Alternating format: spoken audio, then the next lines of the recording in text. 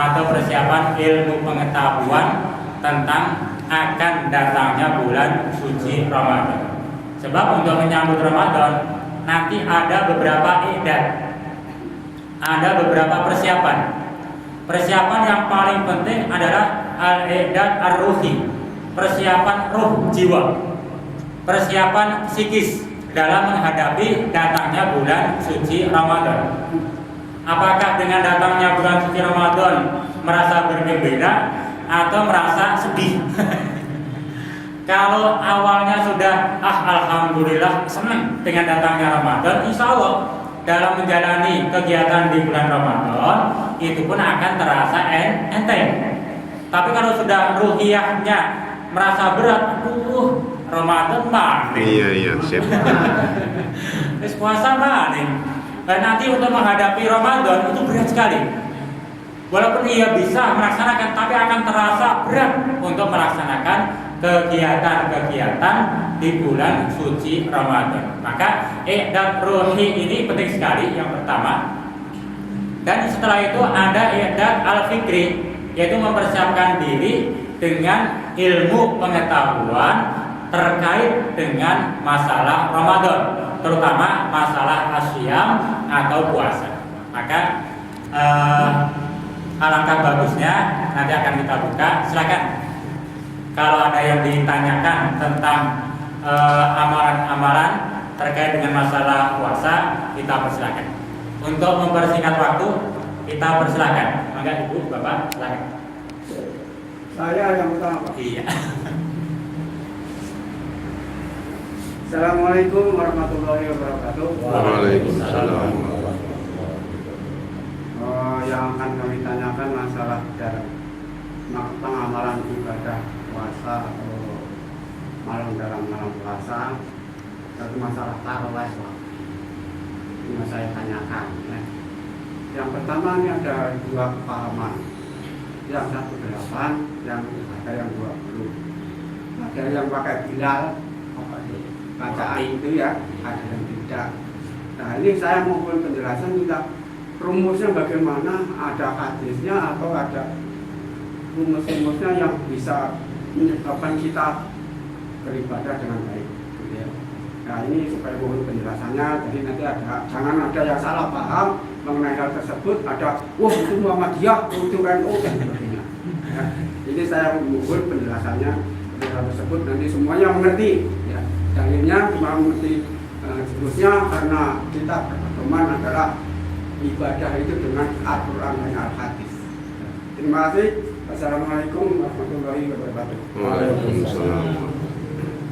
Ini kebetulan yang saya bawa ini juz yang kedua, Sahih Fiqh Sunnah, juz yang kedua oleh saya Abu Malik Kamal Ibnu Sayyid Salim. Adapun yang ditanyakan itu masuk dalam bab as-shalah atau al-fasl as-shalah, ini dalam kitab yang pertama, yaitu terkait dengan masalah al-qiyam atau sholat tarawih. Pada dasarnya tidak ada ketentuan-ketentuan yang mengikat untuk diadakan muraqi dalam pelaksanaan sholat tarawih.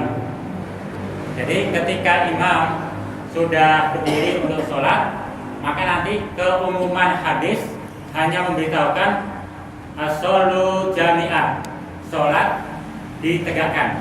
Itu ada hadisnya dari sisi keumuman.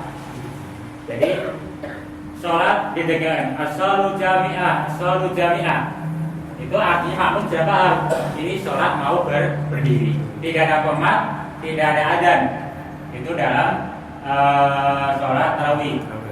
Jadi pada intinya untuk muraqi pada dasarnya tidak ada dalil yang qat'i atau yang muayyan yang langsung menunjuk harus ada muraqi. Hal itu tidak ada. Tapi kalau toh diadakan, hal ini hanya satu bentuk pengaturan dalam hal amal ibadah. Hal itu boleh-boleh saja. Ini untuk membuat tertib atau teraturnya amal ibadah. Itu boleh-boleh saja kalau diadakan. Jadi muraq itu yang memberikan, kalau misalkan di sini muraqinya aparta. Itu sah-sah saja, boleh-boleh saja. Hanya secara dalil itu memang tidak ada dalam hadis-hadis yang sahih maupun yang dhaif, tidak ada. Itu satu. Nah, adapun tentang pelaksanaan sholat tarawih, pada dasarnya ulama-ulama ahlus sunnah wal jamaah itu tidak ada perbedaan. Jadi tidak ada perbedaan. Ada hadis yang menunjukkan bahwa sholat tarawih itu 8 plus 3, artinya 11. Nanti ada hadis yang menunjukkan sholat tarawih itu 20 plus 1. Ada yang menyebutkan plus 3, 21 atau 23. Bahkan ada hadis yang menunjukkan 40 plus 1. Ada yang lebih tanpa batas. Silakan semaunya, toh itu merupakan amal ibadah sunnah. Semakin banyak hal itu tidak mengapa. Walaupun nanti ada hadis yang menunjukkan bahwa Rasul tidak pernah lebih melaksanakan sholat qiyamul lail dari 11 rakaat. Ini bukan berarti pembatas dan menyalahkan yang lain. Sebab hadis-hadis yang lain pun sahih, benar. Ada yang 20, bahkan ada yang 40, ada yang 46. Nama enggak? Mana yang baik? Yang baik yang melakukan sholat. Mana yang tidak baik? Yang tidak sholat. Iya, terawih maksudnya. Ribut malah beli sholat, ya itu jelek. Jadi yang mau 8, mangga. Yang mau 20, mangga. Mau 40 plus 1, 46 plus 1 atau plus 3, mangga. Itu sah-sah saja. Ada dalilnya, ada. Nah, adapun pelaksanaannya nanti ada yang 4-4-3 ada, ya. Itu pun ada hadisnya. Ada yang mengembalikan kepada aslus sholat, usul pokok daripada sholat, yaitu rokaatain 2 ya. Kemudian untuk witir itu harusnya 3, 1 atau 3 atau 5 atau 7 atau 9 itu boleh. Paling banyak sih. Kalau pelaksanaan 1 itu gampang, hanya 1 rakaat sudah. Berdiri Allahu Akbar, kemudian 1 rakaat langsung tahiyat salam. Itu kan 1. Nah, ketika pelaksanaan 3 witir 3, nanti ada 2 cara. 2 cara. 1 boleh melaksanakan 2 dulu, kemudian salam. Nah, baru berdiri 1 rakaat, berarti 3. Hal ini boleh. Nah, yang tidak boleh ketika 3 dia 2 rakaat kemudian duduk tahiyatul awal, kemudian tidak salam, berdiri. Iya. Seperti sholat maghrib. Nah, hal itu tidak boleh. Jadi kalau 2 dulu, kemudian salam, kemudian dilanjut 1 salam, itu boleh. Atau langsung 3 terus, 1, 2 tanpa duduk, langsung berdiri 3, baru duduk tahiyat, langsung 3 rakaat. Hal itu boleh. Jadi kalau itu 3. Nah, adapun kalau 5 boleh 2, 2, 1. Atau langsung 5. Iya. Jreng, silakan. Repot. Kalau tuh kuat. Repot kan gitu. Ketuker gitu. Kalau misalkan 7, nah ini 7. Jadi untuk pelaksanaan 7 memang hampir nggak ada. Hal itu boleh 2 tahiyat. Setelah rakaat ke-6 baru tahiyat awal, kemudian takbir rakaat yang ke-6, ke-7 yang terakhir. Baru nanti tahiyat akhir. Itu 7. Demikian pula 9, 8 rakaat awal, kemudian berdiri rakaat ke-9 terakhir, kemudian tahiyat lagi salam. Hanya untuk 5, 7, 9 hampir nggak pernah kita dapati. Yang banyak adalah 3. Tapi kalau mau dicoba 7, mangga. Jadi yang terbaik yang melaksanakan sholat. Jadi boleh 8, bahkan kurang pun boleh. Kalau memang hal itu terpaksa, mampunya memang kurang, itu boleh. Hanya dalam hadis 8 atau 20 atau 40 atau 46. Nanti plus witirnya berapa? Terserah. Mungkin itu Pak ya. Terus selanjutnya Pak masih ada Ya. Pak Mangga. di dalam bulan puasa ya, untuk pelaksanaan sholatul lail Sholat ya Lail. itu tuh. Apakah ada sholat tahajud atau tidak? Terima kasih. Dalam bulan puasa sebetulnya sholat tahajud itu namanya sholat qiyamul lail, Yang sama. mulai. Kalau di luar bulan Ramadan ya tahajud atau qiyamul lail. Untuk Ramadan dinamakan sholat tarawih. Pelaksanaan sebab pakai al-istirahah, ada istirahat. Maka ini dinamakan tarawih. Lah yang menjadi pertanyaan, kalau sudah sholat tarawih berjamaah, Mama, kan pada Isya, kemudian tidur di waktu sahur pengen sholat tahajud, Iya, iya. apakah hal itu boleh? Maka dalam kitab itu dibolehkan. Iya, iya. Artinya dibolehkan. Lah cara pelaksanaan dibolehkan ini nanti ada beberapa cara disebutkan dalam kitab pertama. Jadi setelah bangun, karena dia merasa tadi sudah sholat witir berjamaah, kemudian kelompok yang pertama dia witir dulu, Nutup gitu ya. menutupi menggenapkan yang witir awal. Itu pelaksanaan yang pertama. Nah yang kedua langsung Tahajud. melakukan tahajud tanpa ditutup witir. Jadi kalau pertama witir dulu, baru tahajud 222, nanti ditutup witir. Ini pelaksanaan yang pertama. Dan yang kedua langsung tahajud 2222 tanpa witir awal, tanpa witir akhir. Karena Sebab witir sudah iya. pada isaknya. Berjamaahnya. Ini ada dua pelaksanaan itu.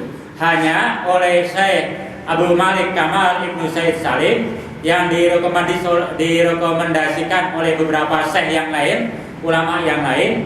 Dari dua cara yang ada ini, yang lebih mendekati sunnah itu yang kedua. Tanpa ngulang. Jadi misalkan Isya sudah ikut sampai witir, Iya. nanti malam bangun cukup sholat tahajud, yaitu yang genapnya saja 2222 terus semampu kita. Hal itu dibolehkan. Jadi tidak ada witir awal, tidak ada witir akhirnya. Sebab nanti yang lebih jelas pelarangan tidak ada witir 2 kali atau lebih dalam satu malam. Jadi kalau misalkan udah witir dulu baru witir, berarti 3 witir. Lah itu ada larangan. Lah adapun ada hadis bahwa tutuplah sholat kalian dengan witir. Iya. Ini bukan berarti witir sebagai pembatas akhir, tapi lamun bisa ditutup sholat malam kita dengan witir, itu kalau bisa yang afdol gitu. Mungkin itu Pak. Jadi boleh. Jadi cukup sholat tahajud atau sholat genap saja. Sebab ada yang Ustadz yang menjelaskan bahwa kalau sudah sholat tarawih tidak ada sholat tahajud, karena sholat tarawih termasuk sholat lain. Itu ada Sama. Ustadz dan begitu. Pengertiannya qiyamul lail, tahajud, tarawih. Hanya tarawih itu istilah kalau di bulan Ramadan. Ya, Ramadan. Sama. Tapi nanti dalam kitab jilid yang pertama dalam pembahasan sholat, termasuk sholat sunnah, itu dibolehkan. Itu dengan cara yang kedua tadi, cukup melaksanakan sholat tahajudnya tanpa witir lagi. Kecuali kalau di awalnya belum witir, maka ditutup dengan witir. Mungkin itu Pak.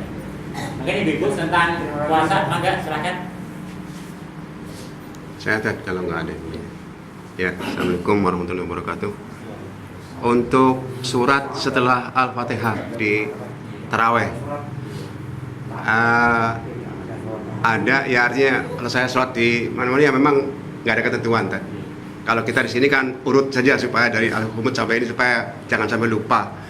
Nah itu yang abdolnya itu apa tuh kira-kira suratnya, apakah memang ada aturannya atau silakan berapa saja. Pada saat pun di Kuningan itu ternyata hanya seayat gitu. Jadi kita aja keburu-buru satu ayat. Jadi imam ada satu ayat selesai gitu. Jadi apalah, jadi rupanya ya karena itu imam ya saya ikuti imam gitu kira-kira seayat pun jadi nggak apa-apa.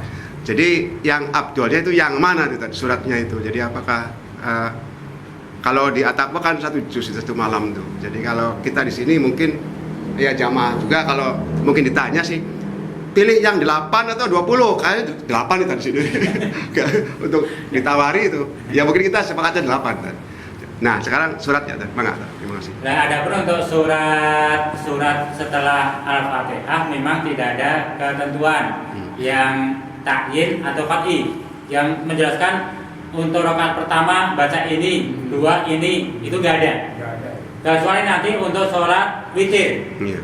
Untuk sholat witir ini rakaat ada 3, misalkan 3. Yang pertama Al-A'la, yang kedua Al-Ghasyiyah.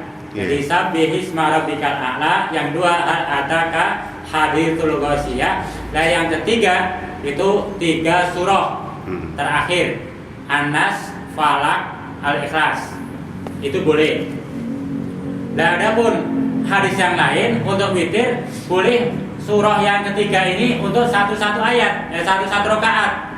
Rakaat pertama Falaq, rakaat kedua An-Nas, rakaat ketiga Al-Ikhlas. Itu pun ada yang menunjukkan. Hanya yang lebih sering dilakukan oleh Rasul, rakaat pertama Al-A'la, Sabihis, rakaat yang kedua Hal Ataka, Hadithul Ghasyiyah, dan yang ketiga 3 surat itu. Nah, adapun mana yang lebih afdal, tentunya yang afdal bisa menghatamkan Al-Quran selama Ramadan. Itu yang afdal, sehingga 1 malam bisa 1 juz. Ini kalau program kita di Jawa Tengah, masjid-masjid kita alhamdulillah banyak yang tahfidz Quran, itu diusahakan 1 malam 1 juz. Itu di kita. Bukan berarti harus begitu, tidak. Iya. Ya. Kalau mau 1 ayat pun nggak apa-apa. Iya gitu, Pak. Jadi yang pertama pakai Yasin. Allahu Akbar. Ada bahkan di zaman Nabi, di zaman sahabat, ada seorang imam masjid. Ketika ia mengimami, dia selalu membaca kulhu terus. Iya. Sampai diulang-ulang kulhu, sampai makmumnya yang bosan, bukan imamnya yang bosan. Makmumnya yang bosan, sampai bertanya, bagaimana ya Rasulullah, di tempat kami imam hanya membaca kulhu. Apakah hal ini boleh? Kemudian tanyakan kepada beliaunya, alasannya apa? Iya. Ketika ditanyakan, ya imam, mengapa engkau membaca kulhu setiap mengimami setelah Al-Fatihah? Jawaban imam, aku sangat mencintai ini surah. Maka setelah kembali kepada Rasul, dia sangat dicintai oleh Allah Subhanahu wa Ta'ala. Artinya hal itu pun boleh. Jadi fleksibel Islam, tidak harus ini, tidak. Toh apalagi kita di kampung, banyak jamaah ibu, apalagi kayak Pak Marta, 1 juz kayaknya langsung dari ibu saja. Ya, artinya sholat yang baik dalam berjamaah, terutama bagi imam, membaca yaitu surah yang dipandang tidak terlalu cepat, juga tidak memberatkan jamaah. Dan imam yang jelek adalah ketika mengimami dia terlalu lama sampai jamaah pun tidak ikhlas. Harusnya sholatnya ikhlas, tapi malah mendoakan ini imam.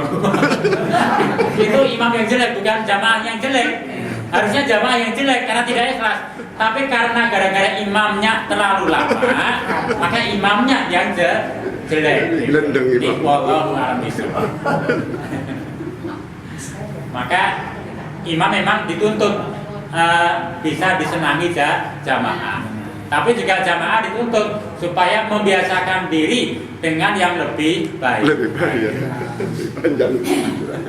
Masa kulhu terus. Baru nawar sabis. Aduh sabis.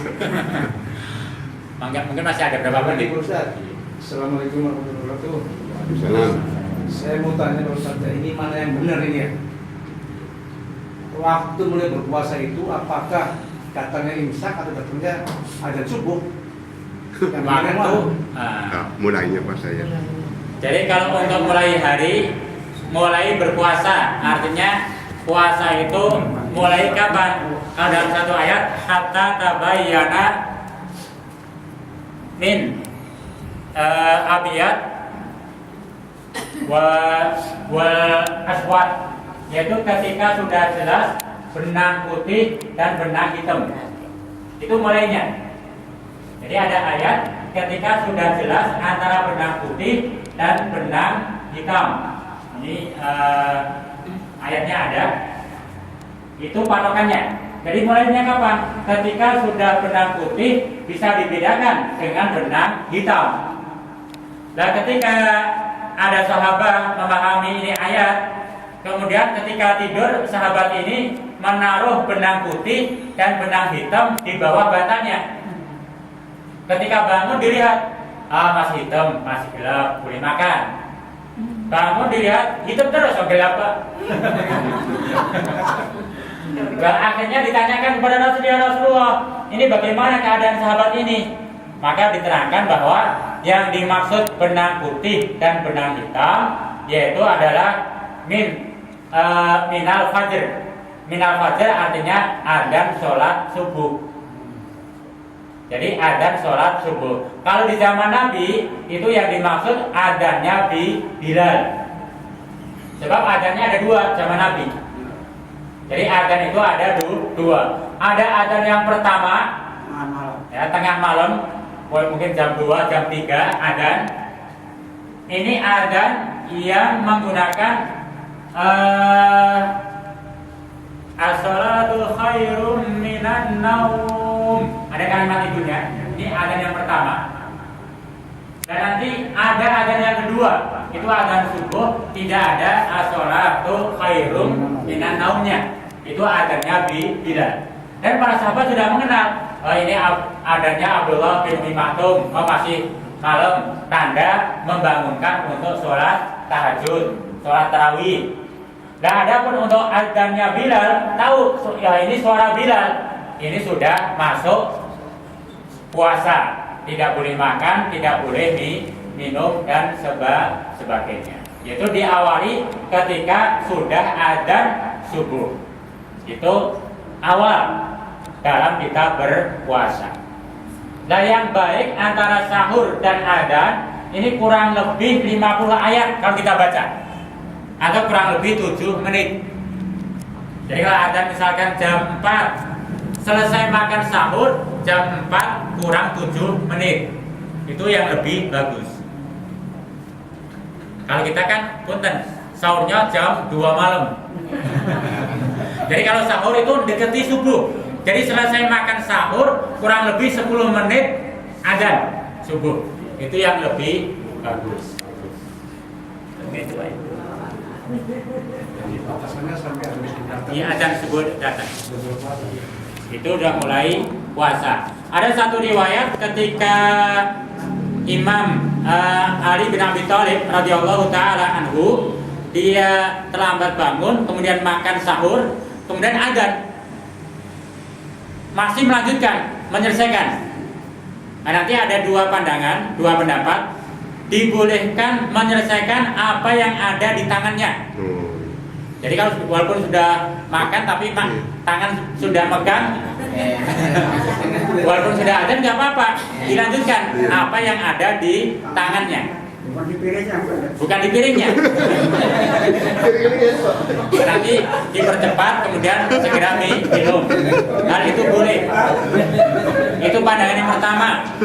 Tapi ada yang berpandangan apa yang ada di depannya habiskan dengan segera. Itu dalam kondisi yang memang dia bangun terlambat, tahu-tahu begitu cepat dihabiskan. Itu dibolehkan. Tapi yang lebih kuat apa yang ada di tangannya atau di mulutnya segera dihabiskan. Yang lain ditinggalkan. Itu yang lebih kuat. Barangnya di tangan, piring. Ya makanya kalau di piringnya di sini kan harus sepiring. Di tangan. Apa di tangan? Piringnya di tangan ya. Jadi yang lebih kuat tadi yang Yang- walaupun ada perbedaan, mangga, wah sekalian yang piring dah. Jadi Iya. pandangan yang kedua, hanya yang lebih kuat apa yang ada di tangan atau di mulut segera dihabiskan. Gitu. Ini wallahu a'lam bishawab. Tapi mudah-mudahan tidak ada yang ketiduran, insyaallah sudah masyarakat sudah teriak-teriak. Lamun bisa malah kalau di Jakarta sekarang pukul 4 kurang 30 menit, bukan hanya sholat. Jadi ada sekarang sudah pukul kurang 15 menit adzan subuh, sehingga tanpa melihat jam pun yang di rumah dengar 15 menit lagi. Itu lebih jelas. Artinya begini menurut saya, walaupun suara imsak datang, kita bisa minum, bisa makan kue berarti. Masih sekali. Kalau memang kondisinya kepepet tadi, kalau dalam kondisi yang normal, yang lebih baik berhentinya makan sahur itu ada jelang 10 menit baru adzan. Artinya 10 menit itu jangan makan, jangan minum. Sudah tinggalkan semua. Kalau perlu segera ke masjid. Itu lebih utama. Mungkin cukup adzan. Oh, bukan. Salah cukup adzan. Satu lagi satu lagi. Hari terakhir atau tanggal terakhir bulan Sya'ban, bolehkah untuk puasa sunnah? Pada dasarnya ada larangan dari Nabi, tidak diperkenankan bahkan diharamkan berpuasa sehari atau 2 hari sebelum Ramadan. Jadi bulan Sya'ban terakhir dan yang menjelang akhir. Jadi kalau misalnya Sya'ban 30, 29 dan 30 itu diharamkan untuk berpuasa kecuali yang memang biasa berpuasa. Nah, iya betul, sip. Nanti dengan niat yang takyin.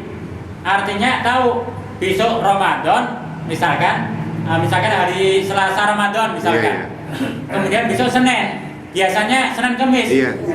Puasa boleh, Iya. bukan dilarang. Karena sudah biasa Senin Kamis. Iya. Dengan satu niat, memang niat Senin Kamis. Iya, sip. Artinya nanti masuk Ramadan beda niat lagi. Iya. Niat wajib Ramadan. Itu yang membedakan niat. Tapi bagi yang tidak biasa, alangkah baiknya menahan diri 2 hari sebelum Ramadan. Sudah nggak usah puasa. Yang tidak biasa. Tapi yang biasa, maka hal itu dibolehkan. Walaupun yang tidak biasa pun boleh, asal jelas takyin.